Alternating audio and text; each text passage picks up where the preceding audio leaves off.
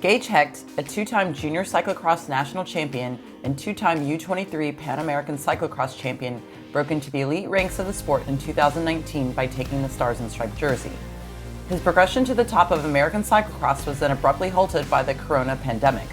With American cyclocross back in full force, he has a jersey to defend. I talked to Gage about his upcoming nationals defense and his newly inked road racing contract.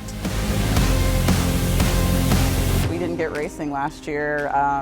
What was that like for you? I mean, you're coming off being the defending champion for cyclocross in the United States. All eyes are on you. It was tough. It was tough. I've been racing bikes since I was 9 years old, and it's kind of become a staple in what I do. And so many parts of my life are based around cycling and racing and all that stuff. So it was really difficult to adjust to not having that around. It took a lot of time to try to work on myself in a lot of ways in my personal life. And for part of it, I was living in Grand Junction, and I was really motivated to train there because I was still thinking there was an opportunity to race later in the year. But that was during the summer, and that opportunity kind of faded away. And running into the cross season, we kind of had the understanding that my 90% chance wasn't going to happen, and that made it really hard to stay motivated to train. I do know you have a road background, so what exactly, for our cyclocross viewers, what have you been up to? Tell us about this. And my understanding is you just signed a contract with Raleigh for 2022. Yeah. So this last road season I rode for Avolo Cycling. They used to be a U20, or I guess they're returning to being a U23 development team. They were really generous in giving us an extra year with the whole COVID thing. We kind of pieced together a schedule because so many races were just getting canceled quickly. So our director Creed really fought hard to make sure we got good starts, and we did a few races in Greece, which was really cool. Or yeah, we did a block there, and then we did some really good domestic racing, and finished it off back in Europe again in France and Belgium, which was really cool. So I got the opportunity to race really hard races and work on speed and trying to learn a lot of tactics prior to all these guys moving into bigger and better things someday. So essentially you took the very European approach to spend half of your year doing roads racing at a very high professional level, and now you're switching gears, switching bikes, and we're moving into the cyclocross aspect of that. That's respect.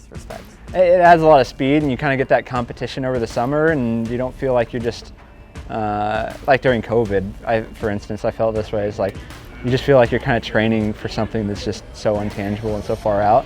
It's nice to have a road there, so you at least feel like you're training for something, and like every couple weekends there's at least something to kind of make you feel fresh and feel competitive again.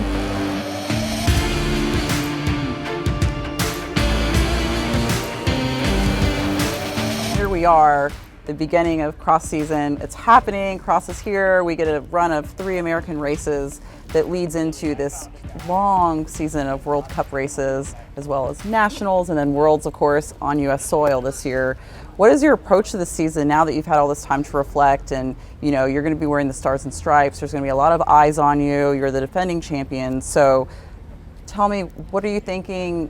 What does the season mean to you? I think, I'm a lot more thankful for the season now. I think there's a lot more gratitude and just like realizing, this is kind of cliche, but realizing it's more of a privilege to be able to come out here to all these races, and I kind of get to just come out here and be like, like if I don't have a good day today, I still get to come out here and do a cross race and have fun rubbing elbows with some of the best guys in the world. For sure, aiming towards nationals, I'm thinking about that a lot and really trying to work towards that. But at the same time, I think enjoyment is probably the biggest part for me. What does that look like in the big picture of Worlds and us being on home soil this year? And you've been racing European racers already this year, and the Van Aerts and the Vanderpoels, they're going to be here, and you've already had an opportunity to see what level they're at on the road.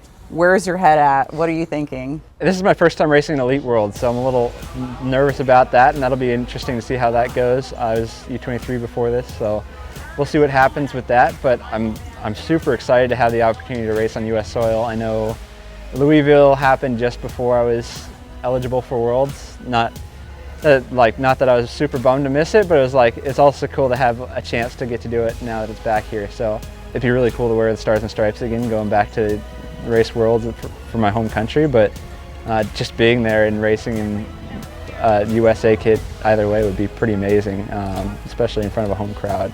Awesome. We'll see you at Nationals, and can't wait to see you race. Thank you. Thank you.